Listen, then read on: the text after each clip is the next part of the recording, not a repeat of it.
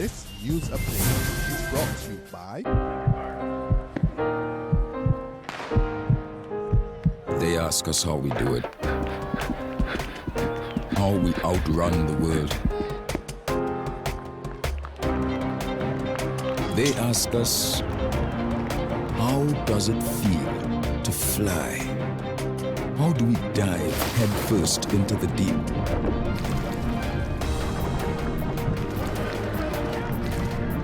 And emerge victorious.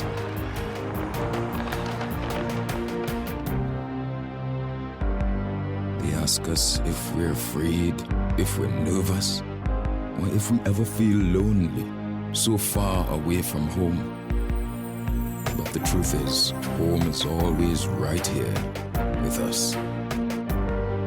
Get ready to witness the magic of the Olympic Games like never before.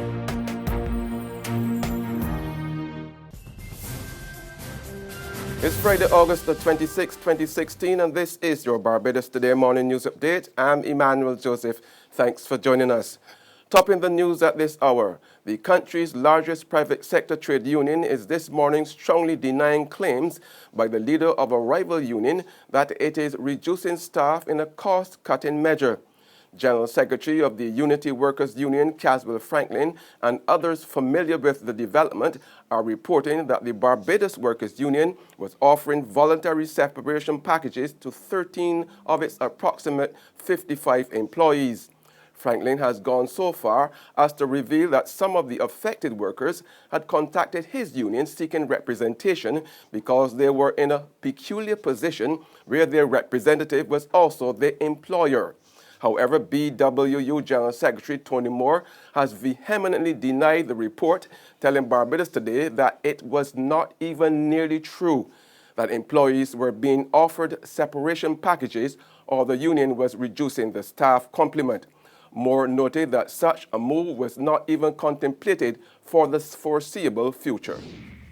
2 months after he was involved in a serious vehicular accident that nearly took his life, 32-year-old motorcyclist Nigel Small has left the surgical intensive care unit of the Queen Elizabeth Hospital and is back home working on getting back to his old self. So serious was his condition following the June 13th accident that his mother Eva and brother Demi were forced to deny rumors circulating on social media that he had died. Small's motorcycle had collided with a minibus, leaving him unconscious after sustaining injuries to his brain, pelvis, and lungs. But yesterday afternoon, a fresh-faced Small sat outside his Westmoreland St. James home with a crutch under his arm for support, and while describing his recovery as a miracle, the once lover of motorcycles said he had already decided to give up riding. Too hard for me to make through. We're getting through it now. It makes sense to go already no more, sick on anymore. I don't want to treat it at all. All the same way we go to trying to help. I will bring it brand again. I really want. No, it's true. I will go do it myself and I'm trying to get my brain. I've tried to walk the talk kind of way. But I can't really talk the good dark anyway. I don't feel like I want to know what happened with the accident, you don't know. Thieves in Barbados seem to have reached a new level of desperation, targeting the Museum of Parliament and stealing artifacts of very little monetary value. Clerk of Parliament Pedro Eastman told Barbados Today an intruder had climbed over the metal rails which surround Parliament buildings, broke into a display window near the museum in the West Wing, and made off with several artifacts, including an old joking board and clothes iron. Eastman said the intruder would have had to make his unlawful entry overnight since he had locked the gate on his way home from work yesterday afternoon. He told Barbados Today the authorities were checking the security footage in an attempt to identify the thieves. When contacted yesterday evening, most of the parliamentarians were unaware of the incident and referred Barbados Today to Eastman. Police are continuing their investigations. In sports now, U.S. swimmer Lochte has been charged with falsely reporting a crime The Rio Police Department chief has requested a letter be sent to Lochte explaining the legal process relating to the charges. The 12-time Olympic medalist, who will now be summoned to Rio, said he was embarrassed about what he did and was sorry. And my deepest apologies. They put on a great games. They did everything. The people of Rio or Brazil, the authorities, everyone there, they put on a great games. And my immature, intoxicated behavior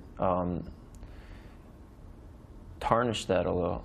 And I don't want that, because they did a great job. The fans were amazing.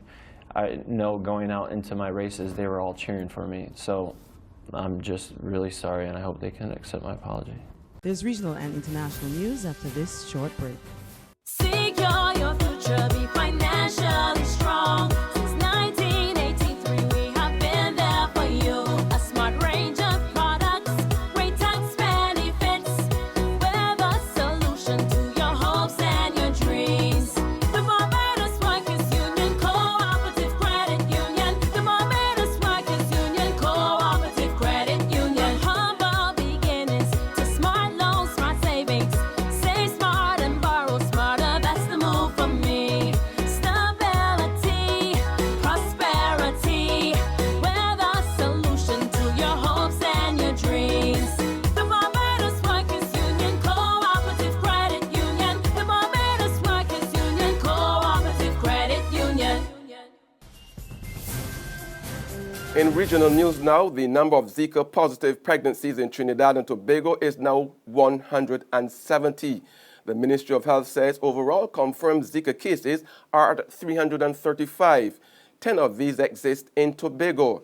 The ministry reminds citizens that 4 of 5 infected persons will not show any symptoms of the Zika virus, and that only high-risk cases are confirmed by the Caribbean Public Health Agencies, or CARPHA. In more regional news, Guyana's Attorney General Basil Williams is not taking kindly to recent allegations leveled against his office by his predecessor concerning court cases and how the government is handling them. The AG is telling Anil Nandalal he has become a corruption watchdog much too late. HGP TV's Royden James reports. I don't know why he's now purporting to be vigilant when both are already gone afar, as they say. When he was to be vigilant, he did not. Attorney General Basil Williams responding to allegations leveled against the administration by former Attorney General Anil Nandalal. The Attorney General says Mr. Nandalal might have had selective memory. He recalled the case with the beverage company Rhodesia, during which Mr. Nandalal had led no evidence to show that Rhodesia had passed on the tax. The CCJ had commented on that in its ruling.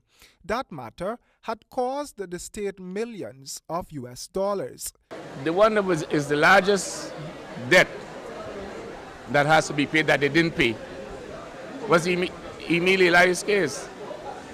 Heaven knows why he sent a lawyer to the CCJ.